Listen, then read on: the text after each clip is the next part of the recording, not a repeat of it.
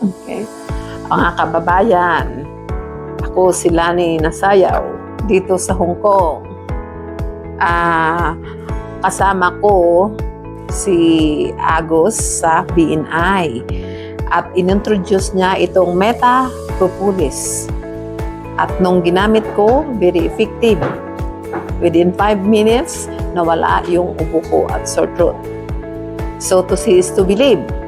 You will try this product and definitely you're gonna love it. Yes.